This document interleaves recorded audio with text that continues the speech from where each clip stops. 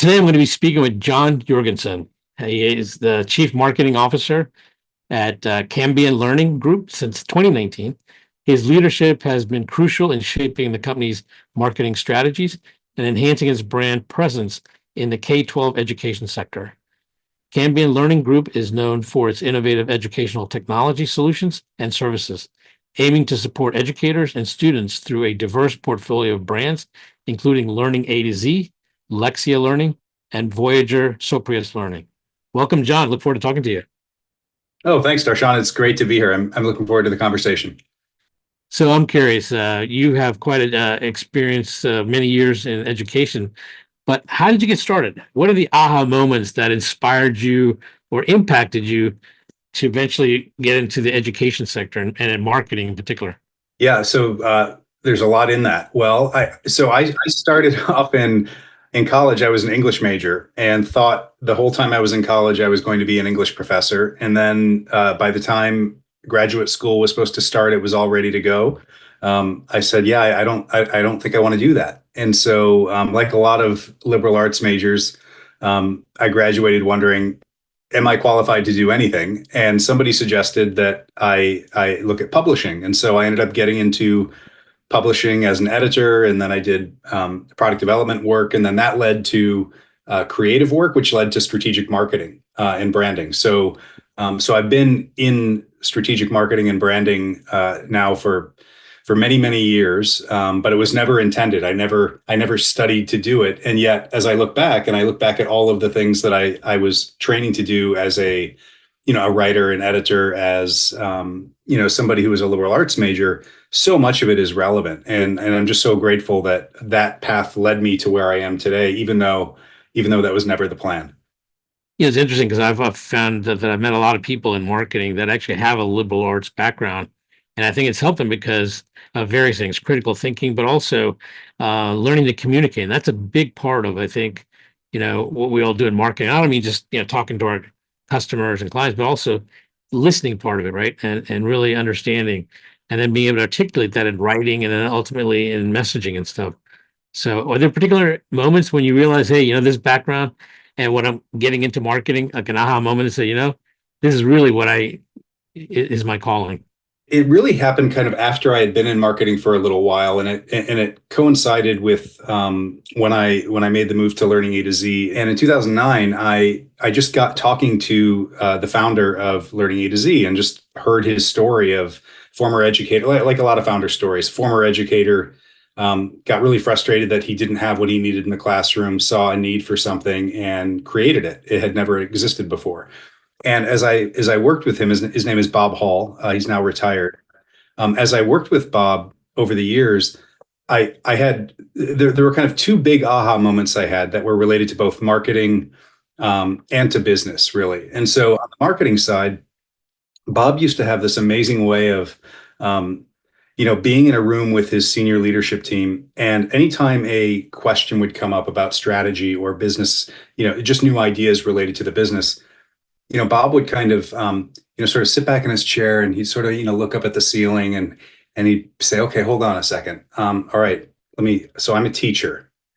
And he would like ground himself in the recognition that teachers were why we existed. And so he had to think like a teacher to make sure the things we were doing. And this wasn't just, new product development stuff. This was like how we decided to interact as a business. Like if we're trying to help teachers, help them achieve their goals, then we had to put ourselves in that mindset. So as a marketer, that was a really powerful moment where I realized that it's really easy to get off in all these tangents and dive into your analytics and your data and all of that. But if you can never get too far away from remembering who it is that you're serving, which is the second aha moment related to that was more of a business thing where I recognize that growth and scale and profitability and discipline and just running a good business is more than just responsible and making sure that people have jobs and that you're running a good business.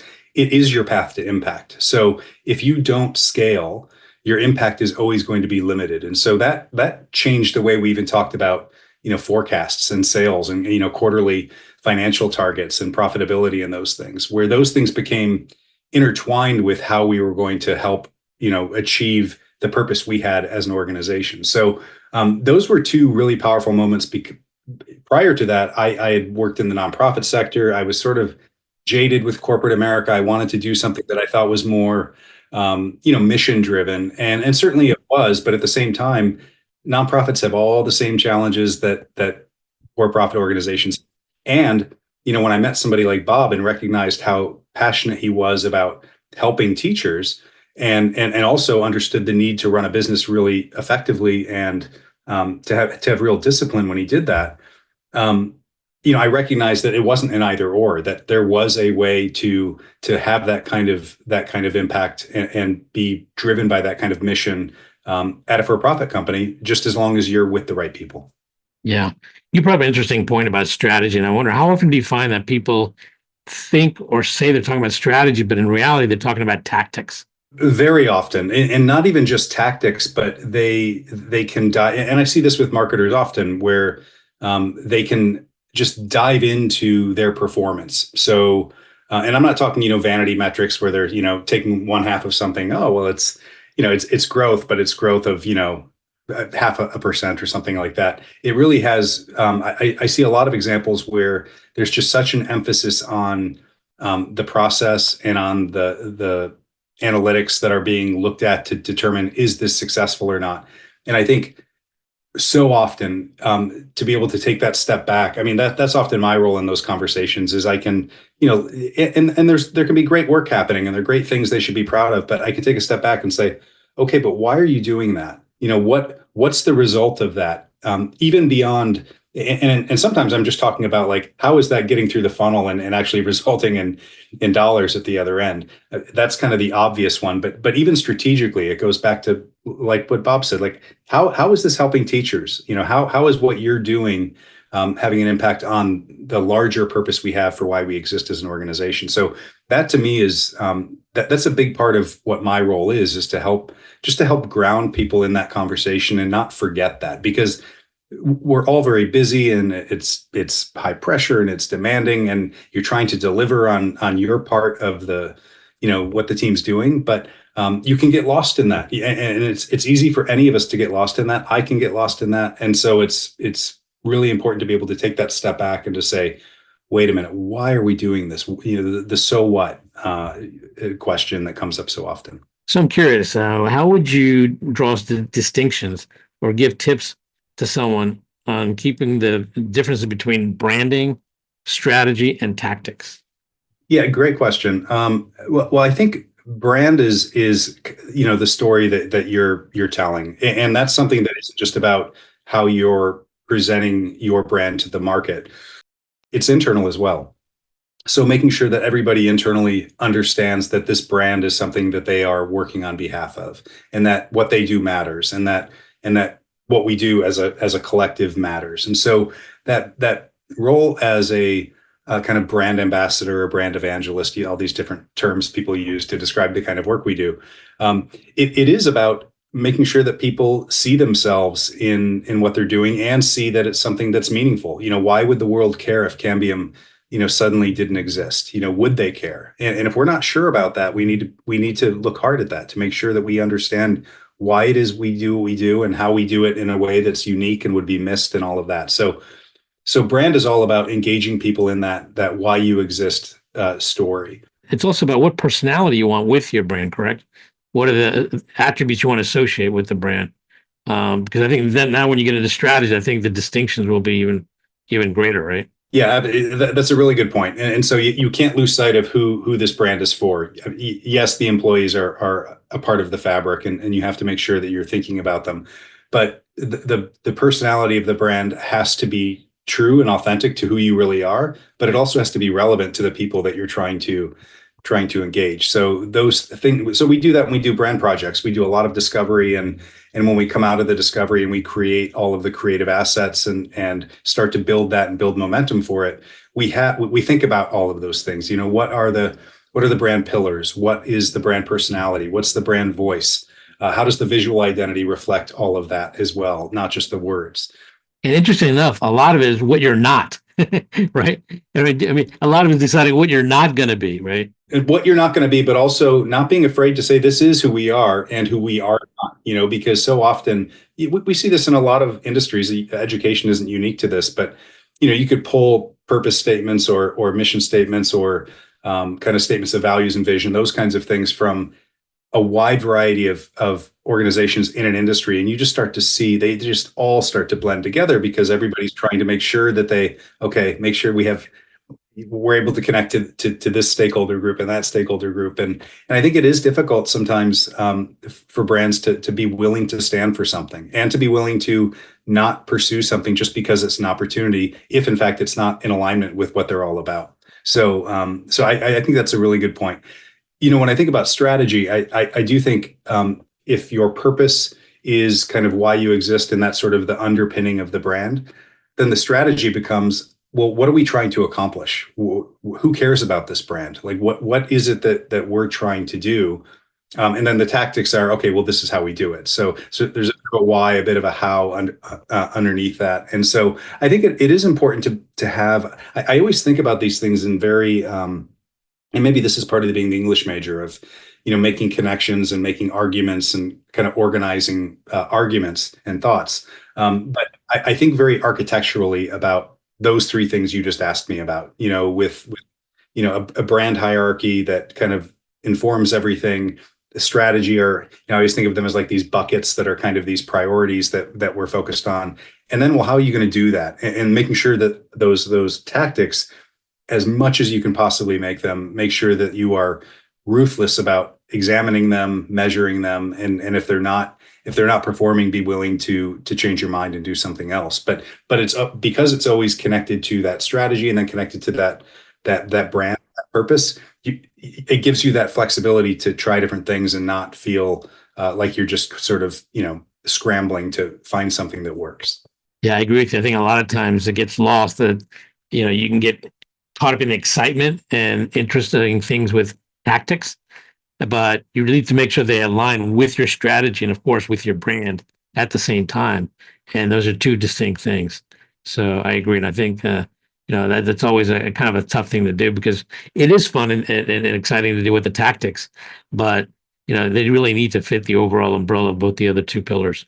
All of them are important. If one of them isn't functioning, then the whole thing kind of collapses. It's sort of this three-legged stool that won't stand upright anymore. So I don't mean to diminish tactics as if it's like the third most important thing. The tactics are, I love getting into the tactics because that's where the rubber meets the road. It's making sure that you're spending money in the right ways, spending your time in the right ways, paying attention to the right things, and then constantly, being willing to say, what, I thought that was a great idea. It worked for a while, but now it's not working anymore. So we need to think differently about it and not be stubborn with the tactics. So I'm curious, I'm sure, you've been in this industry for 25 years. Was there a sea change in educational environment post-COVID? And if so, how?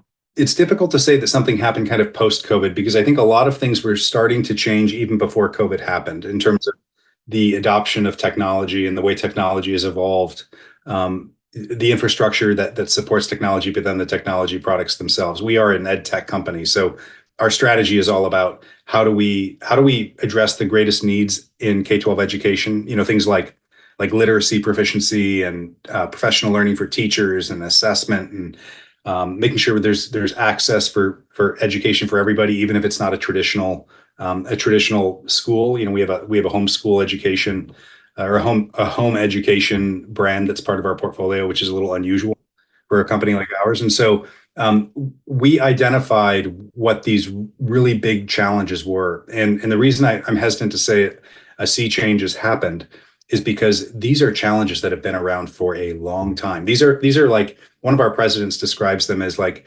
decades long efforts that we have to be willing to continue to work at and get better at. Technology can accelerate it. Things like AI that has really emerged kind of as we've come out of the pandemic. That's something that is rapidly transforming everything. And so there is a bit of a sea change in terms of AI as a component of education technology.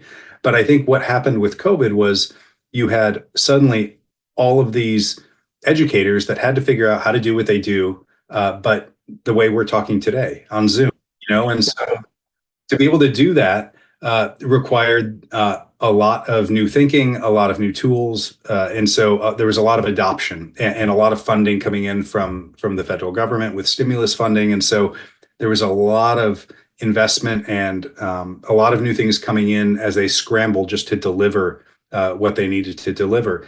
Coming out of the pandemic, that is starting to, almost kind of, I don't want to say return to where it was because it's in a completely different place, but one of the things that we are experiencing is, and a lot of companies are experiencing is, as schools are coming out of the pandemic, as funding is starting to, normalize, as teachers are starting to feel overwhelmed with all of the wealth of things that they were trying, they were trying so many things just to deliver learning experiences. They're looking for something that's a bit quieter and simpler and more streamlined. And so companies like ours are trying to make sure that we're delivering that for them, that we're not just adding more chaos to their classrooms. And so in some ways, the same challenges exist. We still have literacy, proficiency, and STEM proficiency, real issues in this country that aren't going to be solved this year or next year. They're going to take years of time and investment to make an impact. And things like professional learning for teachers, those things have not changed. And technology isn't a new thing, but it really did accelerate during the pandemic, and that hasn't slowed down since. So I think what you're saying, a lot of those things are not a function of the medium. It's just they're challenges that are always going to exist to a degree anyways, right? And if anything, technology's well, up to a point. I mean, I think it'd be great to have a 100% literacy, but I'm not sure that's completely possible. I mean, I think even countries like Iceland, which have one of the highest rates of literacy, I'm not sure that 100%. Right. Yeah. The pursuit of perfection is folly. It's all about just continuing to make progress and to continue to just widen access to education, which that's another issue that continues to be a real struggle as well, as there just isn't equal access to education in this country. So I'm curious, what impact and what role are you seeing AI is playing in your industry now? It's funny, we had that same question internally, and so we said, we started to talk about it, and we said, wait a minute, why are we talking about it? Let's go into the market and find out. And so we partnered with, one of our partners is Hanover Research, and we did a market study with them to better understand not just like how many teachers and administrators. We looked at both teachers and administrators, not just like how many of them are using AI, but for the ones that we focused on, the ones who are using it. And we wanted to better understand, like, what are they using it for, and how are they using it? Because we felt that was both more interesting and something that would be more useful to the rest of the space to better understand. Okay, like for the people that are using it, let's learn from them and see what's working and what's not working. And so there were two big categories that came up. One was not at all surprising, and the other one was a bit more, I would say, interesting, even though both are important. The not surprising one was just efficiency. The way that teachers and administrators can more efficiently run classrooms, schools, districts, able to use AI in a way to understand their data in a way that they couldn't before, a way to just manage classrooms with kind of more of the operational things that need to happen in the classroom. AI can be hugely helpful for that, and teachers and administrators both are looking for ways to do that. How can they do their administrative tasks more efficiently? So that wasn't surprising. I mean, we do the same thing, right? We're using things like ChatGPT to help with a presentation, or, with so many things. But then the other part that I think is interesting, and this isn't, your question about the pandemic, this isn't new. There are products, including some at Cambium, that have been leveraging AI and machine learning for years now in order to make personalized learning experiences even better. And so what do I mean by that? Well, I think a lot of education technology historically has been, you figure out where a kid is, you put them into the flow, and they just start moving through a program. And so when they get something wrong, they continue to get, okay, well, let's try this, let's try that, and trying to move them along in a product to show their development. What AI is making even more available, again, it's not something that's new. There have been products that have had it for some time, but it's not just helping to adjust when a kid gets something wrong. It understands in a much more detailed way why a kid is getting something wrong, is able to adjust accordingly. So that level of like, what's really the issue here? Not just they keep getting the wrong answer, so keep giving them a new problem until they get a right answer. It's looking at how they're getting it wrong and then helping them work through that to develop those skills so that they can get a right answer if they get those skills mastered. So that's something that is just continuing to accelerate. And that level of a personalized learning experience is, this goes beyond efficiency and operational stuff for teachers and admins. This is about how kids are going to be able to have a learning experience that they wouldn't be able to have without this technology, not as a replacement for what they're doing, but as a way to just get to the end result more efficiently and without the frustration and the lack of understanding of, well, why is this kid just not getting this right? If you can understand that better, the underpinnings of it and the skills, which AI can really help with, then you can better, it's a better learning experience as well.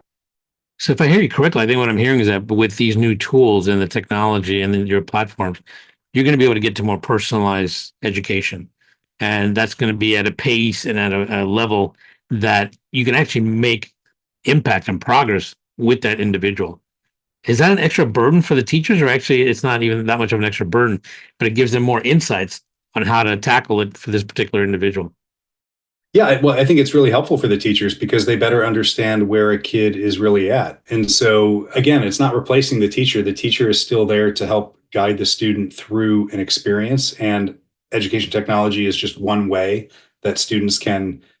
So, for example, we have a product at Explore Learning, one of our brands called Reflex, which is a math fact fluency product. So kids can learn their kind of foundational skills in elementary school, and the AI underpinnings of a product like that can really help guide a student efficiently so that they master those things quickly. Now, that doesn't mean that's all they need to learn, but if you don't have those foundational skills in STEM, not only is it going to be hard for the kid to do well in the class in general, but as they go forward into things like algebra, it's going to be impossible for them to do. So teachers understand this. They understand that these foundational skills are critical to helping them then guide them in other ways. And so they're grateful to have tools like that to help them kind of build that foundation so that they can focus on teaching the other things that are even harder to do and kind of longer term. So it's almost like having an assistant to the teachers to help them analyze, as well as maybe have a road path on how to overcome some of the challenges with that particular individual.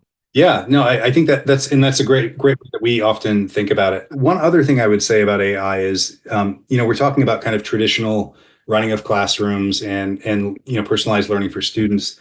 We're just like scratching the surface of other things. And I have one example for you that I think is just a really amazing, cool example. So Cambium Assessment is another one of our brands, and they do assessment for more than half of the states in the United States. And so they have a thing called Hotline, and this thing called Hotline is when students are doing kind of written parts of their assessments. They have AI that is in virtual real time looking at that writing that a student is doing and is looking for potential issues. And I don't mean learning issues, I mean safety issues, things related to indications of potential for self-harm, harming others, things that might be happening to the student, that kind of forms of abuse potentially. So the AI is, and this is something they would look for historically, but when you're doing kind of traditional written exams and hand scoring, it can take, weeks. And then by the time you might text something and you go back to the school or district to say, hey, we're seeing this issue, you should take a look at it. I mean, that can be too late for something, right? So this is something that happens in near real time now. And it's both amazing and terrifying, the results of something like this, the thousands of, when it sort of makes it through this process of looking at the writing in a given year, there are literally thousands of examples where Cambium assessment goes directly to the school or the district or the state and says, you need to intervene now. And by doing that, it's difficult to quantify, well, what has it prevented or what has it helped? But we do know that there have been thousands of cases where we have indicated, make that intervention. And we've had feedback from people saying, the fact that this was in real time and AI is how this is possible. The fact that this was in real time is something that could potentially, it's not overstating it to say it could be saving lives. No, it sounds like it, especially when you're looking at the total picture of what's being influenced. And I mean, it depends on how you say saving lives, maybe from an immediate danger, but maybe even saving their lives to becoming more productive and more, talented later. Yes. Yeah. All of that. Absolutely. That's interesting because I was wondering, because I figured part of becoming personalized, you'd have to have an assessment. But I guess the other benefit is now you have to have a baseline as well to see the progress and also create a path to get them to the goals that are desired. That's right. Yeah, assessment is transforming rapidly. I think that for many years, assessment was you go to school all year, you do all your instruction, you do all your practice and your homework and tests and quizzes and all of that, and then at the end of the year, you have this big test, and that's sort of the big summative. Okay, where does this kid fall after this year of learning? That certainly there is still a huge need for summative assessment like that, especially with standards in different states and all of that. But then there's this.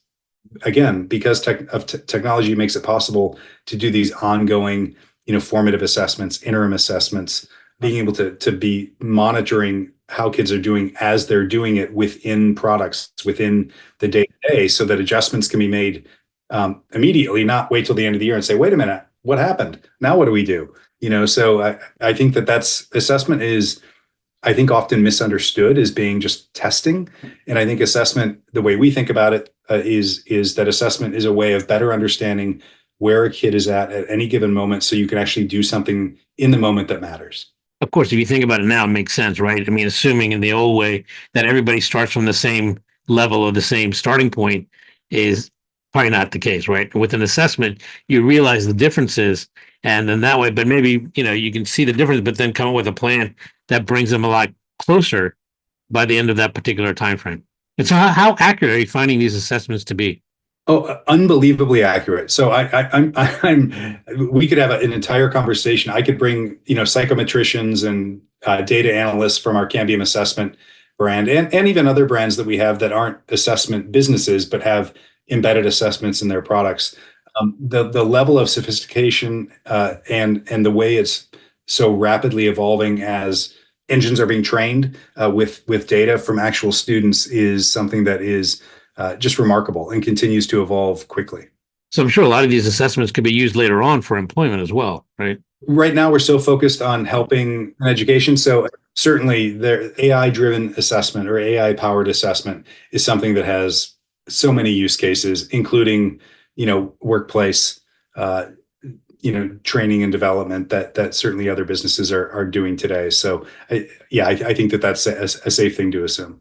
So what do you see on the horizon that excites you about where education is potentially heading, or what things are on the horizon to further enhance the education realm? Technology certainly is part of it. AI is part of it. Our purpose at Cambium is to help all teachers and students feel seen, valued, and supported. And so that kind of drives everything we do. All of our businesses are constantly looking to make sure, well, how is what we're doing in assessment or in STEM or in literacy? How are we helping that? How are we helping that purpose where students and teachers feel seen, valued, and supported? And so if we do that, then, that's why we exist. And so you can't do that without thinking about the people. And so we have a product, it's called Letters. It does literacy training for teachers, and it's from Lexia. And that is a professional learning, it's a very robust training course to teach teachers how to teach literacy, so that, using science of reading, using the most recent research, but it's still about people. It's still about people helping other people, and technology is part of it for sure.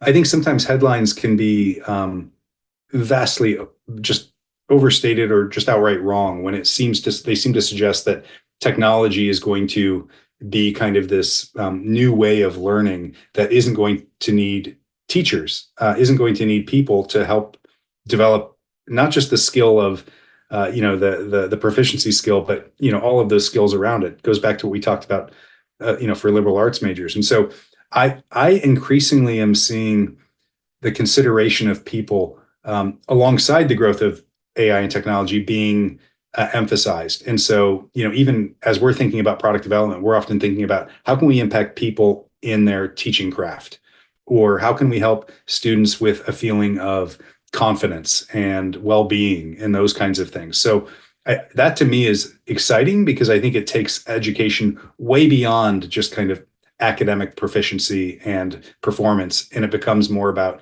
how do you help grow people to be happy, healthy, capable. So it's a much more kind of holistic view of what education, how we define education, and I think that's the right thing, and I think it's exciting. Do you see marketing changing in terms of how you're going to be marketing in the future in the educational realm? I mean, in some ways, it's always changing, and it's impossible to keep up. And a lot of that is related to the tactics that we talked about and the tools that make things possible that were never possible before. But at the same time, the importance of storytelling, the importance of emotion and brand, I think that those aren't going to change. Those are, I mean, as much as brand is kind of becoming more individual than before, and people identify with people and thought leaders and influencers, and that's becoming a bigger part of brand building. But I think that brand is still ultimately, again, when you take that step back, brand is about the story you have to tell and why people feel invested in it and care about it. I see that as still being what drives marketing. I also see the idea of purpose that I just mentioned with Cambium. That's something. Purpose and impact are things that are increasingly becoming important parts of those brand stories, so that people feel that this brand is not just doing a good job of selling products and running a successful business that employs people, but is doing something in the world that's needed, and is having an impact on things that the world needs and cares about. So I see that becoming an increasingly important part of brand, but I don't see brand becoming any less important just because things are becoming even more digital, more data driven. I see it all kind of happening at the same time. Yeah, I'm sure, using your own example, I'm sure your purpose and your brand story has changed once you learned the impact you've had with these assessments, and may have actually saved, or certainly, if not saved, altered many lives, right? Yes, absolutely. So is there a personal area of interest that you have in education that you'd like to delve into further yourself? Yeah, I love to learn, and this extends not just to marketing and kind of the professional work I do, but just better understanding how the potential of education. I mean, that's the place that we live in, and so I'm constantly learning as we do things. Like the last couple of years, we did an impact report for the first in 2022. We just released the 2023 edition in June. I continue to be amazed how we're thinking about impact and the kind of impact we're having, and the potential of education, again, to go beyond just making sure kids can do things so that they can perform jobs someday. But how do we think about education in a bigger way? How do we push ourselves to sort of challenge ourselves to think of education in a bigger way? I want to learn more about that. I want to dive into that a bit more, to say, okay, well, how does a company like Cambium help with student well-being or teacher well-being in new ways? How can we think creatively about that? So that's something that I'm constantly trying to learn about, whether it's, just talking to smart people, listening. As you mentioned, listening is even more important. That's part of my job, is to help better understand kind of, well, where is this going? And am I starting to see some connections or some things emerging that are needs? And I think it goes back to people. It goes back to understanding that people are not just students or just teachers, they are also people. So we have to make sure we're thinking about them in that way. And so I need to learn more about that, because for so long, we've been in this world of kind of proficiency, performance-based academic achievement. And, as the world shifts, I want to learn more about it. Yeah, well, I think learning to be human is a lifelong journey, right? And it never ends. So who in the world of marketing or educational marketing would you love to have lunch or dinner with, and why? I think about this a little bit differently than I used to. So in the past, I would have thought about, who are those thought leaders that seem to be kind of on the forefront of innovation, and I would love to just pick their brain and talk to them. Still examples of that. I mean, there are people that are kind of those kinds of thought leaders in our space. But one thing that I sort of came to over the last couple of years was, as I went to different events, I would always look up other CMOs from other EdTech companies, and I would just say, I want to meet that person and just get to know them. And I wasn't thinking of it as like building a network. I was just trying to kind of connect with people that were going through similar experiences I was going through, and hopefully I would have something to offer them. They'd have something to offer me. We'd learn from each other, that kind of thing. Those very organic conversations I started to like gain momentum to the point where we actually created what we call the EdTech CMO Collective. And we have CMOs from various EdTech companies, and we get together once a month. We have speakers every quarter. We get together at events. We talk all the time on things like Slack. We're constantly talking to each other. And what's great about it is we're all learning from each other all the time. We're all helping each other all the time. There's a real generosity there. And we compete with each other. So it's, we're not sharing trade secrets or, diving into those things, but we're all professionals, and we kind of get it. We get that these big education challenges like, literacy and these things we talked about, one company can't solve them. And so we need to start thinking collectively about how we can do that. So I'm more interested in those kinds of conversations now. Like we just had one last week, and we talked about thought leadership and talked about, well, what does that mean for a marketer, and what does it mean in our space, and how do we think about that?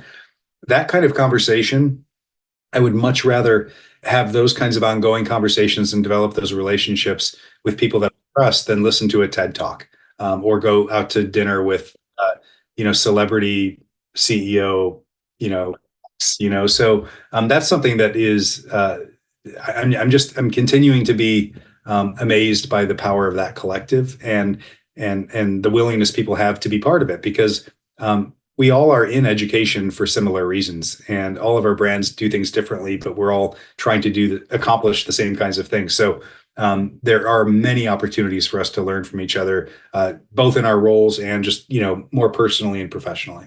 So how big is this collective now? Well, we've got, I think there are around 15 of us at this point. We were just talking about how we would love to double the size of it. So we've been talking about, well, how do we do that in a way that doesn't sort of compromise we've kept it really kind of small intentionally to start with, because we wanted to develop those relationships and have those deeper conversations. But we're at a point now where we kind of don't want to keep it to ourselves, and we want to expand. In a way, it's like your own focus group on an ongoing basis, right? And actually, that number is probably ideal. Maybe you can go to 20, 25, because you want enough people to be engaged in the conversation as opposed to just being passive observers and listeners. Yes. So yeah, we'll see where it goes. I think it's one of those things that I look forward to every month. I love to have the conversations we have, and it can even be as simple as things like, helping a former colleague who's looking for, new challenge, that kind of thing. But more often it's these kind of bigger questions about what does it mean to be a marketer? What does it mean to be an EdTech company? How can we expand our impact, and sharing with each other how we're doing that. So yeah, it's a great thing. I think it's great. I think others might learn from this and start their own collectives, and maybe have similar experiences. I think it's a great idea. I mean, I'm a big believer conversations are a great way to get insights and knowledge, and keep moving forward. So, well, on that note, I appreciate you for this great conversation and insights into education and what you're up to, and I appreciate it, and thank you very much. Thank you. I appreciate you giving me the opportunity to talk about these things, both the marketing and the education side. Great mix. So enjoyed the conversation. Thanks again. All right. Thanks. Getting to AHA was brought to you by iResearch. To find out more about us, head to iResearch.com and make sure to search for Getting to AHA in Apple Podcasts, Spotify, and anywhere else podcasts are found. And don't forget to click follow to ensure you don't miss any future episodes. Thank you for listening.